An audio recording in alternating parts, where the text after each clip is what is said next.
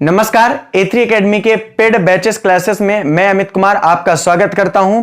तो जैसे कि हम लोग बात कर रहे हैं साझेदारी फर्मों के लिए लेखांकन चैप्टर के बारे में, और प्रीवियस लेक्चर में हम लोगों ने लाभ हानि नियोजन खाते के बारे में बात की। ना सिर्फ बात की वरन लाभ हानि नियोजन खाते का प्रारूप भी हम लोगों ने तैयार किया था। मैं आशा करता हूं कि आप लोगों को मेरे द्वारा जो लाभ हानि नियोजन खाते का प्रारूप बनाया गया था या बताया गया था, आप लोगों को समझ में आ गया होगा। चलिए तो फिर समय जाया नहीं करते हैं और हम लोग स्टार्ट करते हैं इसके आगे का, यानी पूंजी खाता के बारे में। बच्चों ध्यान से समझना, क्योंकि मैंने आपको पहले ही बता रखा है कि इस चैप्टर से जो भी सवाल आने वाला है उसमें एक इंपॉर्टेंट सवाल है लाभ हानि नियोजन खाता और पूंजी खाता का, और तो बहुत अच्छे तरीके से इसको समझिएगा। तो लाभ हानि नियोजन खाते के बारे में हम लोगों ने बात कर ली थी। मैंने आपको बताया था कि लाभ हानि नियोजन खाते में बाई बैलेंस शीट बीडी होता है, बाई इंटरेस्ट ऑन ड्राइंग होता है, बाई इंटरेस्ट ऑन कैपिटल होता है, बाई सैलरी होती है, बाई कमीशन होता है, बाई इंटरेस्ट ऑन लोन होता है, बाई ब्रोकर्स होता है। ये सारी मदों के बारे में हम लोग चर्चा कर चुके थे, one by one two the point हम लोग बात भी कर चुके थे, और जितना भी विस्तृत जानकारी चाहिए थी आप सभी लोगों को मेरे द्वारा दी गई थी, और बिल्कुल बहुत ही विस्तृत दी गई थी। मतलब अगर इसके बावजूद भी आपसे लाभ हानि नियोजन खाता नहीं बनेगा ना, तो बहुत समस्या वाली बात है, और एक सिंगल ऑब्जेक्टिव ऐसा नहीं होगा जो आपसे नहीं बनेगा, इस बात की मैं गारंटी ले रहा हूं। चलिए तो आज हम लोग बात कर लेते हैं पूंजी खाता के बारे में, कैपिटल अकाउंट। अब ये पूंजी खाता है क्या, जरा इस बारे में भी ध्यान से समझ लो। पूंजी खाता के बारे में देखिए, सभी साझेदार अलग अलग रूप से क्या लगाते हैं, फर्म में पूंजी लगाते हैं। जितने भी साझेदार होते हैं वो फर्म में, अब बिल्कुल भी कमेंट मत किया करो, एकदम साइलेंट से मुझे सुनने का प्रयास किया करो, मजा तो तभी आने वाला है, ठीक है। तो जितने भी साझेदार हैं वो सभी फर्म में क्या लगाते हैं, पूंजी लगाते हैं, धन लगाते हैं, ठीक है। कुछ साझेदार जरूर ऐसे होते हैं जो पूंजी नहीं लगाते हैं, बल्कि तब भी उनको फर्म में साझेदार बनाया जा सकता है। मैंने आपको बताया था कि जरूरी नहीं है कि सभी साझेदार पूंजी लगाए, कुछ दिमाग लगाते हैं, कुछ अपनी शिक्षा का जो शिक्षित व्यक्ति रहते हैं वो अपना ज्ञान लगाते हैं, कुछ लोग कार्यकुशलता लगाते हैं, कुछ लोग धन लगाते हैं। तो ये सभी लोग आपस में मिलकर के जब अपना व्यापार शुरू करते हैं उसे साझेदारी कहते हैं। मैंने आपको बताया था कि जरूरी नहीं है कि सभी व्यक्ति क्या करें, पूंजी लगाएं। कुछ कार्यकुशलता दक्ष भी होते हैं, कुछ ज्ञानी व्यक्ति भी होती है, वो भी व्यापार में शामिल होते हैं। क्योंकि ये लोग पूंजी लगाते हैं, पूंजी के अलावा भी अन्य भी कुछ मदें होती है जिनका लेखा पूंजी खाते में किया जाता है, इसलिए इनका एक व्यक्तिगत अकाउंट बनना स्वाभाविक सी बात है भाई। तब तो पता चलेगा कि जितने भी साझेदार हैं उनको किस हिसाब से रकम दी जाएगी वर्ष के अंत में, इसीलिए हम पूंजी खाता तैयार करते हैं। अब देखो, अगर बात की जाए पूंजी खाता की, तो पूंजी खाता बनाने की दो अलग अलग विधियां होती हैं। बहुत आराम से आपको समझते जाना है, टू द पॉइंट हम लोग बात करने वाले हैं। पूंजी खाता बनाने की दो विधियां होती हैं। पहला तो होता है स्थायी पूंजी खाता, पहला होता है स्थायी पूंजी खाता, स्थायी पूंजी खाता। और अगर बात की जाए तो दूसरा होता है परिवर्तनशील पूंजी खाता, परिवर्तनशील पूंजी खाता, परिवर्तनशील पूंजी खाता। यानी कि अगर आपसे ऑप्शन ऑब्जेक्टिव आ जाए कि बताइए पूंजी खाता बनाने की कितनी विधियां होती हैं, तो याद रखिएगा दो मेथड होते हैं, एक तो होता है स्थायी पूंजी खाता और दूसरा होता है परिवर्तनशील पूंजी खाता। और एक बात और याद रखिएगा, स्थायी पूंजी खाता दो प्रकार का होता है। एक तो होता है केवल स्थायी खाता, या स्थायी पूंजी खाता भी इसको कह सकते हो, स्थायी पूंजी खाता। और एक होता है जो अलग से खोला जाता है, जिसको हम लोग कहते हैं चालू खाता, जिसको हम लोग क्या कहते हैं, चालू खाता, ठीक है, जिसको हम लोग क्या कहते हैं, चालू खाता। बहुत ही आराम से हम लोग करने वाले हैं सेशन को, ठीक है। अगर आपने अब तक वीडियो को लाइक नहीं किया हुआ तो वीडियो को लाइक जरूर कर दीजिए, ठीक है। बहुत आराम से देखिएगा। अब धीरे धीरे हम लोगों की जो गाड़ी है वो रफ्तार पकड़ने वाली है, ठीक है, क्योंकि बेसिक चीजें आप समझ चुके हो। अब धीरे धीरे अपन स्पीड की ओर चलेंगे, ठीक है, बिल्कुल। चलिए तो बात करते हैं पूंजी खाते के बारे में। पूंजी खाता बनाने की दो विधियां होती हैं, स्थायी पूंजी खाता और परिवर्तनशील पूंजी खाता। जो स्थायी पूंजी खाता होता है वो दो प्रकार का होता है, स्थायी पूंजी खाता और चालू खाता। देखिए जैसे कि नाम से स्पष्ट है, स्थायी पूंजी खाता, इसका तात्पर्य क्या होता है भाई। स्थायी पूंजी खाते का मतलब होता है कि वो पूंजी खाता जहां पे पूंजी हमेशा क्या रहती है, स्थिर रहती है। जहां पर जो साझेदारों की पूंजी होती है वो क्या होती है, हमेशा स्थिर होती है। मतलब जब तक किसी कंडीशन के अनुसार से साझेदार पूंजी निकालते नहीं है या नई पूंजी डालते नहीं है, तब तक उनकी पूंजी क्या होती है, स्थिर होती है। अब चूंकि जब स्थिर पूंजी खाता है तो केवल स्थिर पूंजी खाते में पूंजी का ही लेखा किया जाता है, इसलिए यहां पर अन्य प्रकार का एक खाता खोलने की आवश्यकता पड़ती है, जहां पर आरण पर ब्याज, जहां पर पूंजी पर ब्याज पूंजी तो लिखा होता है। ये स्थायी पूंजी खाते में भी। तो चालू खाते में पूंजी को छोड़कर अन्य प्रकार की, जैसे वेतन हो गया, जैसे कमीशन हो गया, अन्य प्रकार की जो मदें होती हैं उनका लेखा करना भी क्या होता है, अनिवार्य होता है। इसके लिए हम लोग अलग से क्या बनाते हैं, चालू खाता बनाते हैं। क्या बनाते हैं, चालू खाता बनाते हैं। तो स्थायी पूंजी खाता के बारे में समझ में आया। स्थायी पूंजी खाते का मतलब होता है कि वह पूंजी खाता जहां पे केवल और केवल पूंजी का ही लेखा होता है। और सबसे इंपॉर्टेंट बात याद रखना, स्थायी पूंजी खाते में हमेशा क्रेडिट शेष होगा। कैसा शेष होगा, हमेशा क्रेडिट शेष होगा। क्यों, अभी आपको पता चल जाएगा क्रेडिट शेष क्यों होता है, क्रेडिट का मतलब क्या होता है।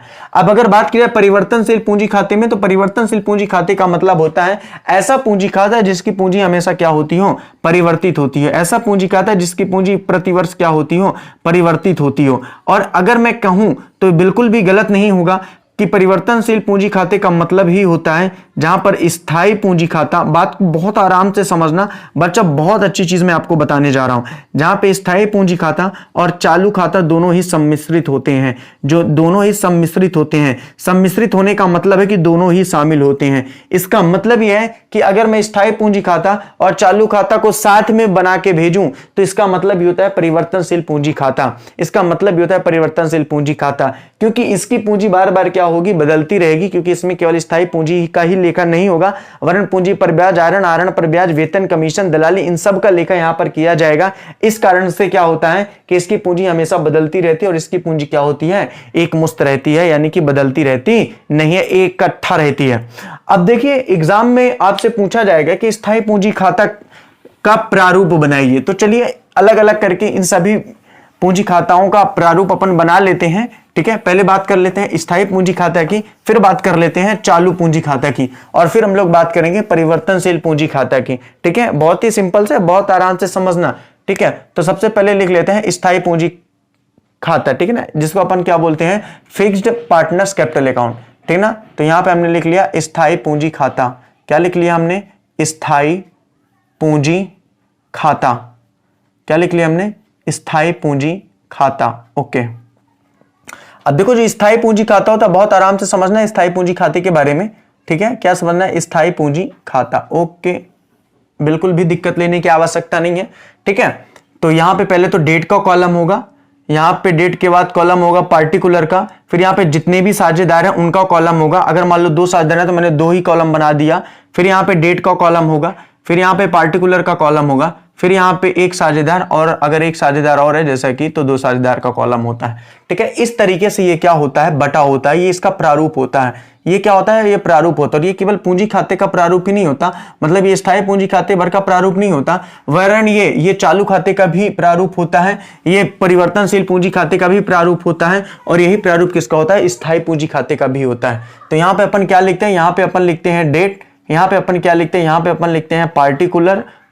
बहुत आराम से समझते जाना बच्चा, कभी भी आपका गलत नहीं होगा। ठीक है, और चलो साझेदारों के नाम ए और बी लिख देते हैं। कितने अच्छे नाम होते हैं, सोचिए अगर ऐसे लोगों के नाम हो तो कितना अच्छा हो, है ना। जिनके घर में 7-7 लड़के होते थे पुराने जमाने में, उनका नाम रख देना चाहिए ABCDEFG, तो अच्छा लगेगा ना बच्चे को। नाम गिनाने में ABCD पढ़ाने में प्रॉब्लम नहीं जाएगी, है ना, सही बात है ना। चाचा का नाम क्या बोले, पापा A, पापा का नाम A, बड़े छोटे चाचा का नाम B, उससे छोटे चाचा का C, उससे छोटे चाचा का D, उससे छोटे चाचा का E, मतलब कितना अच्छा होगा ना, बच्चा नाम याद कर लेगा। जो नाम याद कराने में, ABCD याद कराने में इतना मार खाता है। तो चलिए ठीक है, तो स्थायी पूंजी खाते में क्या होता है, बात को समझो। स्थायी पूंजी खाते में केवल एक का लेखा होता है, जिसको हम लोग कहते हैं बाई बैलेंस BD। क्या कहते हैं, जिसको हम लोग कहते हैं बाई बैलेंस BD। ठीक है, ये बाई बैलेंस BD बस का लेखा होगा। अभी बाई बैलेंस BD क्या होगी, इस बात को भी समझिए।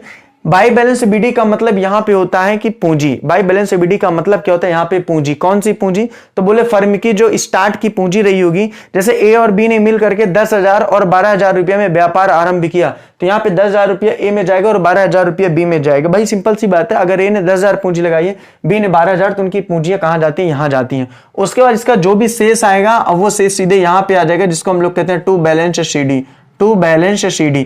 इसके अलावा कोई भी मद का लेखा स्थायी पूंजी खाते में नहीं किया जाता है। अब आप मेरे से बताइए कि जब स्थायी पूंजी खाते में केवल और केवल पूंजी का ही लेखा किया जाता है, तो क्या इसका शेष कभी भी बदलेगा, नहीं बदलेगा। इसका शेष हमेशा यही ज्यादा होगा, और जो ज्यादा होगा वही शेष होता है। मतलब ये डेबिट होता है, ये क्रेडिट, तो क्रेडिट शेष ही हमेशा आता है। तो याद रखना स्थायी पूंजी खाते में, स्थायी पूंजी खाते का जो शेष होता है हमेशा क्रेडिट होता है, क्योंकि हमेशा बाई साइड की रकम क्या होगी, ज्यादा होने वाली है। अब ये तो हो गया स्थायी पूंजी खाता। अब अगर बात कर लेते हैं, मैंने आपको बताया कि चूंकि इसमें केवल और केवल पूंजी का लेखा होता है, इसलिए पूंजी के अतिरिक्त जो अन्य विधियां, अन्य रकम होती हैं, उनके लिए कैसा खाता खोला जाता है, तो इनके लिए खाता खोला जाता है चालू पूंजी खाता। कैसा पूंजी खाता, बोले सर चालू पूंजी खाता। बहुत आराम से समझिएगा, ठीक है, ओके। अब देखिए मैं लाइन में डेट पार्टिकुलर नहीं लिख रहा हूं, मैं क्यों नहीं लिख रहा हूं भाई, सिंपल सी बात है, क्योंकि ऊपर लिखा हुआ है, ऊपर यहाँ पे सब कुछ लिखा हुआ है, तो केवल अपन उसी की लाइन को थोड़ा सा बढ़ा देते हैं। क्यों, अभी धीरे से आपको समझ में आ जाएगा कि ऐसा मैं क्यों कर रहा हूं, ठीक है, ओके। लाइन सीधी है, चलो बोर्ड में हो सकता है लाइन थोड़ा सा तिरछी हो गई हो, ठीक है, बिल्कुल हो सकती है लाइन तिरछी, इसमें कोई दो राय नहीं है, ठीक है। चलो तो ध्यान से देखो, ये हो गया अपन का बहुत ही सिंपल सा ये बना हुआ है, ठीक है। अब बात को समझना है यहां पे। अब हम लोग ये बना रहे हैं चालू पूंजी खाता। मैं लिख नहीं रहा हूं that particular A B, that particular A B, ठीक है ना, बात समझ जाना, आप यही लिखा हुआ है। अब देखो मैंने क्या बोला था कि चालू पूंजी खाते में पूंजी के अतिरिक्त लेखा होता है, तो पूंजी के अतिरिक्त क्या बच गया, बोले सर पूंजी के अतिरिक्त बच गया बाई इंटरेस्ट ऑन कैपिटल। क्या बच गया, बाई इंटरेस्ट ऑन कैपिटल। आप समझ पा रहे हो, इंटरेस्ट को मैंने शॉर्ट में लिखा हुआ INT के बाद और कैपिटल, और यहां पे इंटरेस्ट ऑन कैपिटल मैंने लिख दिया जितना भी था, ठीक है। फिर इसके बाद किसका लेखा होता है, बोले सर यहां पे लेखा होता है बाई सैलरी। किसका लेखा होता है, बोले सर यहां पे लेखा होता है बाई सैलरी, जितनी भी सैलरी है यहां पे मैंने सैलरी लिख दी। उसके बाद किसका लेखा होता है, बोले सर उसके बाद लेखा होता है बाई कमीशन। किसका लेखा होता है, बोले सर उसके बाद लेखा होता है बाई कमीशन, जिसका भी कमीशन था उसका कमीशन भी मैंने लिख दिया। उसके बाद किसका लेखा होता है, बोले सर उसके बाद लेखा होता है बाई ब्रोकर, जो भी दलाल होता है, दलाल की जो भी वो दिया जाता है कमीशन के रूप में, दलाली के रूप में, उसको भी हमने लिख दिया, ठीक है। उसके अलावा यहां पे किसका लेखा होता है, बोले सर उसके अलावा यहां पे किसी का भी लेखा नहीं होता है, उसके अलावा यहां पे किसी का भी लेखा नहीं होता है। बच्चा याद रखना, इंटरेस्ट ऑन लोन का लेखा यहां पर कभी नहीं होगा। गलती मत रखना कि आपको लग रहा होगा कि भाई प्रॉफिट एंड लॉस अकाउंट में इधर इंटरेस्ट ऑन कैपिटल होता था, सैलरी होता था, कमीशन होता था, ब्रोकर, वो तो यहां आ गया, लेकिन लोन का आ गया। लोन का लेखा कभी भी पूंजी खाते में नहीं होगा। ऐसा क्यों, बात को समझो भाई। लोन किसको दिया गया है, बोले सर लोन दिया गया है फर्म को। लोन पर ब्याज कौन देने वाला, बोले सर फर्म। तो ये फर्म का लेखा थोड़ी बना रही है, तो अब साझेदारों का लेखा बना रहे हैं ना, तो साझेदारों के लेखों में तो वो बातें लिखेगी ना जो साझेदारों के लिए इंपॉर्टेंट होती है, ठीक है, ठीक है। अब लेकिन यहां पे क्या लिखेंगे, बोले सर यहां पे लिखने वाले हैं टू ड्राइंग। क्या लिखने वाले हैं, बोले सर यहां पे लिखने वाले टू ड्राइंग, और यहां पे क्या लिखेंगे, टू इंटरेस्ट ऑन ड्राइंग, यानी आहरणों पर ब्याज। याद रखना, एक गलती मत करने का प्रयास रखना कि इंटरेस्ट ऑन ड्राइंग तो लाभ हानि नियोजन खाते में आता है, लेकिन ड्राइंग नहीं आता। लेकिन जब आप पूंजी खाता तैयार कर रहे होते हो तो यहां पे ना सिर्फ ड्राइंग आता है, वरन ड्राइंग के साथ साथ इंटरेस्ट ऑन ड्राइंग भी आता है। पूंजी खाता बनाते समय ना केवल ड्राइंग आता है, वरन ड्राइंग के साथ साथ इंटरेस्ट ऑन ड्राइंग भी आता है। इस बात को भी आपको बहुत अच्छे तरीके से याद रखना है, ठीक है, कोई दिक्कत वाली बात नहीं है। अब देखिए, यह हमने बनाया स्थायी पूंजी खाता और यह हमने बनाया चालू पूंजी खाता। यहां तक तो किसी को कोई दिक्कत नहीं है, स्थायी पूंजी खाता और चालू पूंजी खाता हमने बनाया, ठीक है। अब देखो बात को समझो, मैंने क्या बताया था, स्थायी पूंजी खाते में केवल पूंजी का लेखा होता है, चालू पूंजी खाते में पूंजी के अतिरिक्त अन्य बातों का लेखा होता है। ये बात से तो कोई दिक्कत नहीं है। अब एक तीसरा खाता था जिसको हम लोग क्या बता रहे थे, परिवर्तनशील पूंजी खाता। बात को समझना आप, ठीक है। आप समझ गए स्थायी पूंजी खाता क्या होता है। मैंने आपको क्या होता है, स्थायी पूंजी खाते में केवल पूंजी का लेखा होता है, इसलिए इसका शेष हमेशा क्रेडिट ही आने वाला है। अगर चालू खाते की बात की जाए तो पूंजी के अलावा सभी का लेखा होता है, चाहे वो इंटरेस्ट ऑन कैपिटल हो, चाहे वो सैलरी हो, चाहे कमीशन हो, चाहे वो ब्रोकर हो, चाहे वो ड्राइंग हो, चाहे वो इंटरेस्ट ऑन ड्राइंग हो। और लास्ट में यहां पे लिख देते हैं, अगर शेष आए तो टू बैलेंस CD, मतलब उधर का जोड़ने के बाद इसको घटाने के बाद जो भी आएगा टू बैलेंस CD। CD का मतलब कैरिड डाउन, BD का मतलब ब्रॉड डाउन, ठीक है। अब बात को समझो, ये तो हो गया स्थायी पूंजी खाते का प्रारूप, ये हो गया चालू पूंजी खाते का प्रारूप, चालू पूंजी खाता का प्रारूप, ठीक है। अब अगर बात की जाए परिवर्तनशील पूंजी खाते का प्रारूप, तो अभी मैं लिख देता हूं परिवर्तनशील पूंजी खाते का प्रारूप। आपको रट्टा मारने की बिल्कुल जरूरत नहीं है, प्लीज मेरे साथ यदि आप पढ़ रहे हो ना तो रटना छोड़ दीजिए, नहीं तो मजा ना आएगा रटने में। अब देखो, परिवर्तनशील पूंजी खाता मुझे बनाना ना, तो ये मैं बना दिया परिवर्तनशील पूंजी खाते का प्रारूप। किसका मैंने बना दिया, परिवर्तनशील पूंजी खाते का प्रारूप बनके तैयार हो गया। बच्चा ध्यान से देखना, पूंजी खाते का प्रारूप, परिवर्तनशील पूंजी खाते का प्रारूप बनके बच्चा तैयार हो गया। ध्यान से देखना, ठीक है। ये लाइन आपको जोड़ देना है, बस हो गया, खत्म हो गई बात। अब देखो, मैंने आपको क्या बताया था कि परिवर्तनशील पूंजी खाते में पूंजी और पूंजी के अलावा भी अन्य मदों का लेखा होता है। यानी कि परिवर्तनशील पूंजी खाते का मतलब होता है स्थायी पूंजी खाता प्लस चालू खाता। स्थायी पूंजी खाता प्लस चालू पूंजी खाते को यदि जोड़ दिया जाएगा तो वही क्या बन जाएगा, परिवर्तनशील पूंजी खाता। और याद रखना जब क्वेश्चन में, जब हम किताब के क्वेश्चन को उठाएंगे तो जब क्वेश्चन में पूंजी खाता बनाने की बात करेगा तो हमें कौन सा पूंजी खाता बनाना पड़ेगा, हमें परिवर्तनशील पूंजी खाता ही बनाना पड़ेगा। भले वो ना बोले कि परिवर्तनशील पूंजी खाता बनाइए, वो अगर बोलता है कि स्थायी पूंजी खाता बनाइए तब तो सिंपल सी बात है, हमें स्थायी पूंजी खाता ही बनाना है। लेकिन यदि उसने नहीं बोला है कि स्थायी पूंजी खाता बनाओ या चालू पूंजी खाता बनाओ, तो आपको ऐसा लग सकता है कि हम स्थायी पूंजी खाता ही बना दे, पूंजी खाता ही तो बोला नहीं। अगर क्वेश्चन ने पूंजी खाता बोला है तो इसका मतलब किस खाते से है, परिवर्तनशील पूंजी खाते के प्रारूप से है, प्रारूप से है। तो बताओ यहां पे क्लियर है, पूंजी खाते का प्रारूप आपको क्लियर हो गया। मैंने आपको क्या बताया कि पूंजी खाता, प्रत्येक साझेदार जब फर्म स्टार्ट करता है तो अपनी अपनी पूंजी लगाता है और पूंजी के अलावा भी अन्य चीजों का लेखा किया जाता है जिसके लिए उनका पूंजी खाता खोलना आवश्यक होता है। मैंने बताया कि पूंजी खाता खोलने की दो विधियां होती हैं, एक तो होता है तुम्हारा स्थायी पूंजी खाता, दूसरा होता है परिवर्तनशील पूंजी खाता। मैंने आपको बताया कि स्थायी पूंजी खाता भी दो प्रकार का होता है, एक स्थायी पूंजी खाता खुद होता है और एक होता है चालू खाता। क्योंकि स्थायी पूंजी खाते में केवल और केवल पूंजी का ही लेखा किया जाता है, इसलिए अलग से भी हमको लेखा करने के लिए एक खाता खोलना पड़ता है जिसको हम लोग कहते थे चालू पूंजी खाता। और मैंने आपको यह बताया कि यदि हम स्थायी पूंजी खाते में चालू खाते की मद को जोड़ देते हैं तो हमारा तैयार हो जाता है परिवर्तनशील पूंजी खाता। हमारा क्या तैयार हो जाता है, परिवर्तनशील पूंजी खाता। तो ये हम लोगों ने बनाया हुआ है परिवर्तनशील पूंजी खाता। ये हम लोगों ने क्या बनाया हुआ है, परिवर्तनशील पूंजी खाते का प्रारूप। तो चीजें आपको समझ में आ गई, कोई दिक्कत नहीं है। अब देखो अगर ये आपको समझ में आ गया तो इसका आप स्क्रीनशॉट ले लो और यहां से इसको काट लेना, तो लिख लेना स्थायी पूंजी खाता, यहां से इसको लिख लेना चालू खाता, और ऊपर अगर इन दोनों को फिर से जोड़ लेना तो ये क्या बन जाएगा, परिवर्तनशील पूंजी खाता। ठीक है, ओके। चलो मैं साइड में हो जाता हूं, जल्दी से स्क्रीनशॉट ले लो। चलो इसको आपने लिख लिया होगा या तो आपने इसका स्क्रीनशॉट ले लिया होगा। अब हम लोग इसको मिटाते हैं और एक थ्योरी लास्ट जो बची हुई है उसके बारे में अभी यहाँ पे चर्चा करते हैं। लास्ट तो नहीं कह सकते एक्चुअली, अभी तो ख्याति की है। अब इसमें एक पॉइंट और लाभ की गारंटी वाला भी है, उसको हम लोग अब क्वेश्चन लगाने के बाद करेंगे क्योंकि यहाँ का वो टॉपिक नहीं है वो लाभ की गारंटी वाला। ठीक है, एक इंपॉर्टेंट थ्योरी इस चैप्टर की आज और हो रही है जिसका नाम है स्थायी पूंजी खाता और परिवर्तनशील पूंजी खाते में अंतर। बहुत अच्छे से बच्चा पढ़ना, स्थायी पूंजी खाता और परिवर्तनशील पूंजी खाते में अंतर। और मैं अगर ऐसा कहूं तो गलत नहीं होगा कि एग्जाम में ये आता ही आता है, लेकिन इससे भी इंपॉर्टेंट क्या है कि बच्चा गलत बहुत करके आते हैं। पता है गलत क्या करके आते हैं, जहां उनको स्थायी पूंजी खाते का लिखना था वहां उन्होंने परिवर्तनशील पूंजी खाते का बारे में लिखा हुआ। लेकिन आपको रटना नहीं, समझना है स्थायी पूंजी खाता, स्थायी पूंजी खाता एवं परिवर्तनशील पूंजी खाते में अंतर, एवं परिवर्तनशील पूंजी खाता में अंतर, स्थायी पूंजी खाता एवं परिवर्तनशील पूंजी खाते में अंतर। ठीक है, बहुत ही सिंपल सा है, समझने का प्रयास करिएगा, रट्टा प्लीज मत मारिएगा, क्योंकि जब एक साथ आप सारी चीजें पढ़ लोगे और फिर जब आप एग्जाम देने जाओगे ना तो बेटा समझ में आ जाएगा कि चीजें हो क्या आ रही हैं। ठीक है, तो स्थायी पूंजी खाता, यहाँ पे अंतर का आधार जरूर डालना क्योंकि इंपॉर्टेंट है।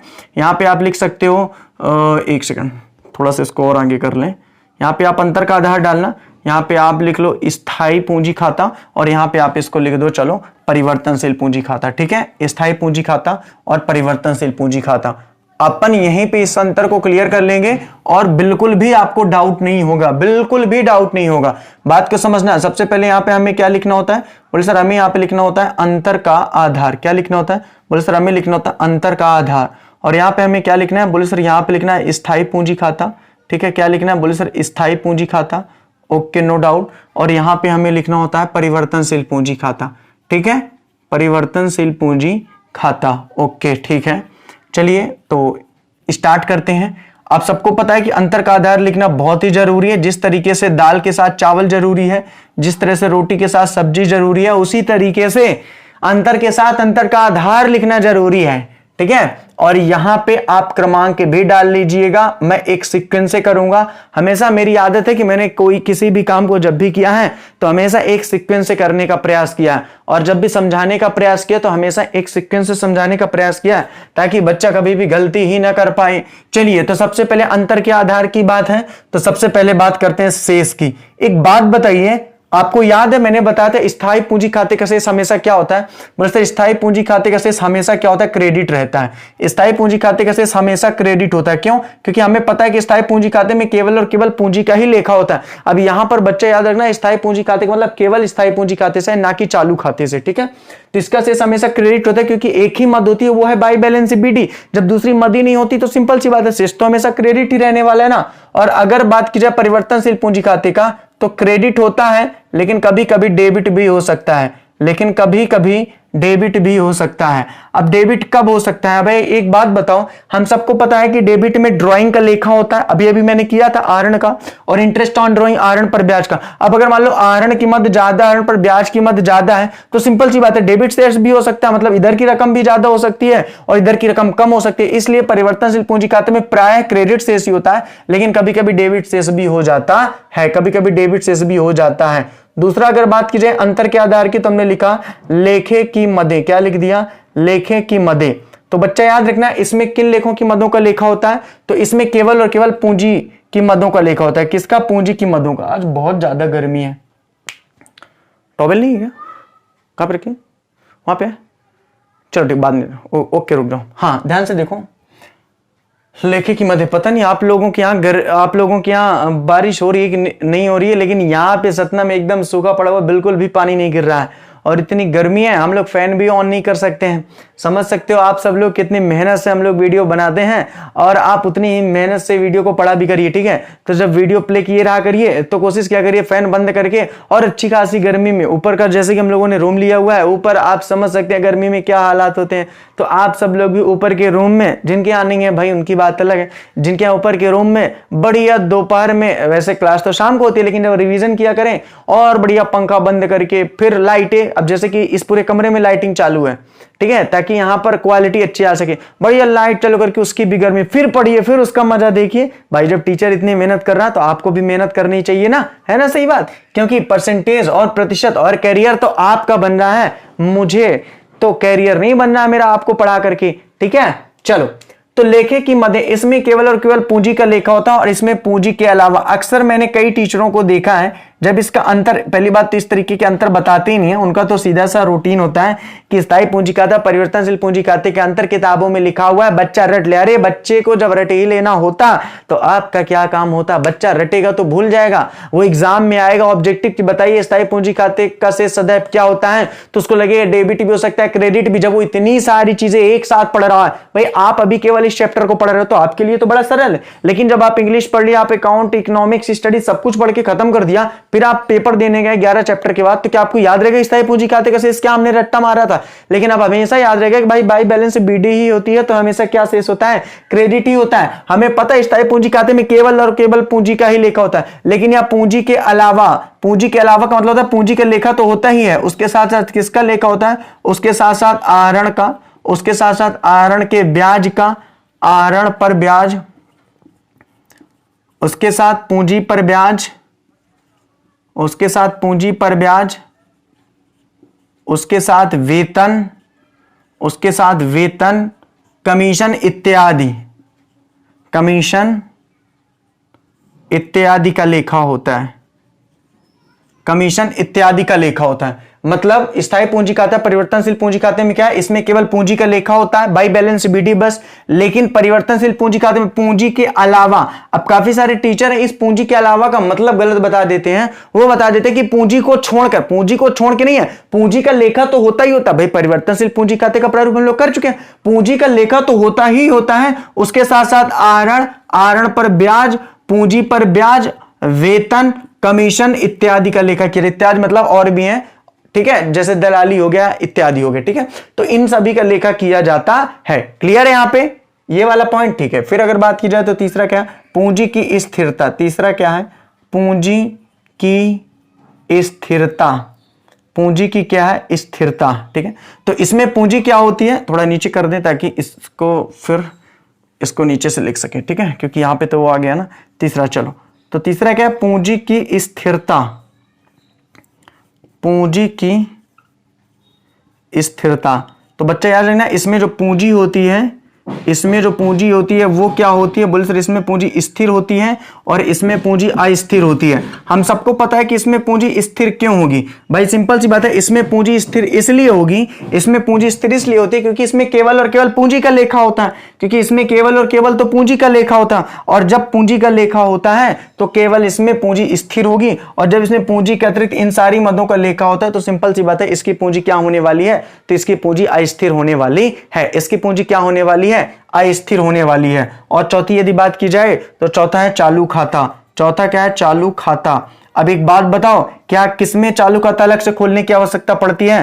तो आप बोलोगे सर स्थायी पूंजी खाते में। इसमें चालू खाता अलग से खोलने की आवश्यकता पड़ती है। इसमें चालू खाता अलग से खोलने की आवश्यकता पड़ती है। और याद रखना बच्चा, इसमें चालू खाता अलग से खोलने की आवश्यकता नहीं पड़ती है। क्यों? क्योंकि हम सबको पता है कि परिवर्तनशील पूंजी खाते का मतलब ही होता है स्थायी पूंजी खाता, स्थायी पूंजी खाता प्लस चालू पूंजी खाता, स्थायी पूंजी खाता प्लस चालू पूंजी खाता, स्थायी पूंजी खाता प्लस चालू पूंजी खाता।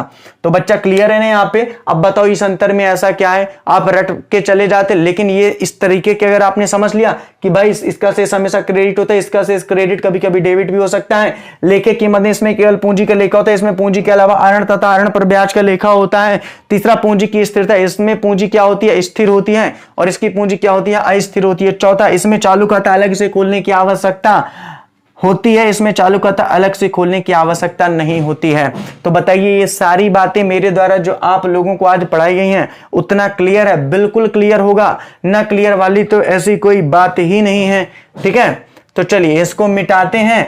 इच्छा तो पूरी थी कि आज से ही अपन सवाल स्टार्ट करेंगे, लेकिन मेरा ऐसा मानना है कि आप लोगों के लिए आज के लिए इतना काफी है। आप इस अंतर को और आप पूंजी खाता और लाभ हानि नियोजन खाते को बहुत अच्छे तरीके से और पढ़ लीजिएगा। कल से हम लोग सीधे जंप करेंगे सवालों की ओर। ठीक है, और बिल्कुल धीरे धीरे करके स्पीड लाएंगे, समय भी बढ़ाएंगे। वैसे आप एक बात बताओ, आपके स्कूल में कितने मिनट का पीरियड होता है? बोले सर हमारे स्कूल में पीरियड होता है 40 मिनट का। उस 40 मिनट में टीचर को 10 से 5 मिनट आने में लग जाते हैं।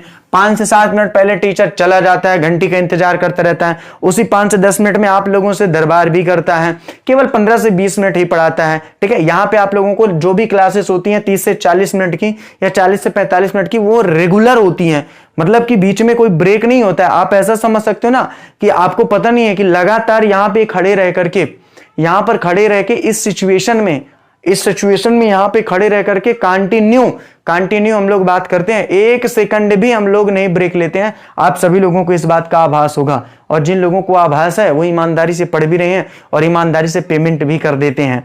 बिल्कुल, देखिए आप लोगों के लिए मुझे नहीं लगता कि 300 रुपया कोई इतनी बड़ी रकम है। ठीक है, लेकिन मेरे व्यक्तिगत के लिए बहुत बड़ी है, क्योंकि आप सब लोग मिल करके जब मुझे 300 देते हो, उसके माध्यम से ना सिर्फ मेरा वरन मेरे पीछे जो पूरी मेरी टीम खड़ी हुई है उनका भी कहीं ना कहीं प्रॉफिट हो रहा है। ठीक है, और सबसे बड़ा प्रॉफिट तो आप लोगों का हो रहा है। भैया आप लोग हमें कब तक दे दोगे 300? भाई इस महीने दे दिया, अगले महीना, उसके अगले महीना, उसके बाद हम कहते हैं 4 महीने चलो आपने दे दिया, 5 महीने दे दिया। तो क्या 5 महीने में हमारी लाइफ चेंज हो जाने वाली है? नहीं, लेकिन इस 5 महीने या 4 महीने में आपकी लाइफ चेंज होने वाली है, आपका रिजल्ट चेंज हो जाने वाला है, आपकी पूरी जिंदगी संवर जाने वाली है। ठीक है, जबकि आपके 1000 या 1500 5 महीने में इकट्ठा दे देने पर हमारी कोई लाइफ चेंज नहीं होने वाली है। हमारी लाइफ तो उसी तरह चलेगी। अगर हम छोटी छोटी चीजों का एडिशन करना चाहे ना, कि हम लोग कैसे घर से अपने स्टूडियो में आते हैं गाड़ी से, जितने भी सर है वो सब गाड़ी से आते हैं, यहाँ पे लाइटिंग लगी हुई है, यहाँ पे कैमरा लगा होता है, वहां पे हमारी टेक्निकल टीम भी बैठी हुई होती है, सब कुछ। अगर ये सब यहाँ रेंट भी लग रहा है, अगर ये सारी चीजें बच्चा जोड़े ना तो आप लोगों के लिए कुछ भी नहीं है। अब आप सोचो 400-500 रुपया आप एक सब्जेक्ट का दे रहे हो, यहाँ तो आपको 300 में डेली सुबह टाइम इंग्लिश और शाम टाइम अकाउंट भी मिलती है।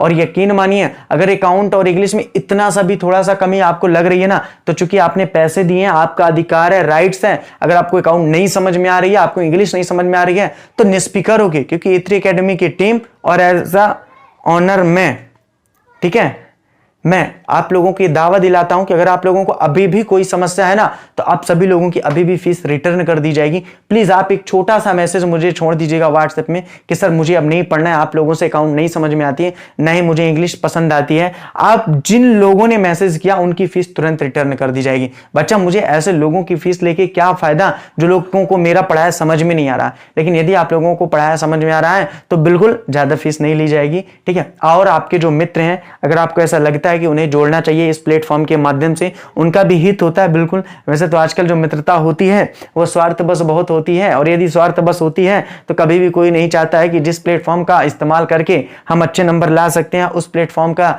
इस्तेमाल करके वो भी अच्छे नंबर लाए। लेकिन ऐसी कल्पनाएं बिल्कुल अधूरी हैं, क्योंकि सबके अपने पढ़ने का व्यक्तित्व अलग होता है, सबके अपने पढ़ने का तरीका अलग होता है। इसलिए जरूरी नहीं है कि अमित सर को जो लोग सुन रहे हैं वो सभी लोग बहुत अच्छे नंबर लाएं। हो सकता है कुछ लोग सप्लीमेंट्री अकाउंट में तो नहीं हो सकता है, क्योंकि आज तक का बच्चा रिकॉर्ड है मेरा, बिल्कुल आज तक का रिकॉर्ड है। पिछले 5 से 6 साल से मैं इस फील्ड पे जुड़ा हूं जहां पे मैं अकाउंट पढ़ा रहा हूं।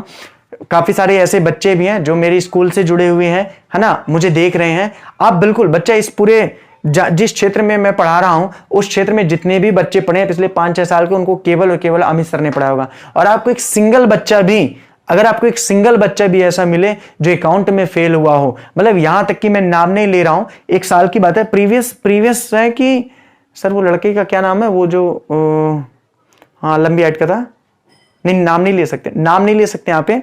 हाँ एक बच्चा था अभी प्रीवियस ईयर की बात है, वो पता 4 विषय में फेल हुआ था, कसम से बोल रहा हूं 4 विषय में, लेकिन अकाउंट में पास था। हिंदी में भी फेल हो गया था लेकिन अकाउंट में पास था।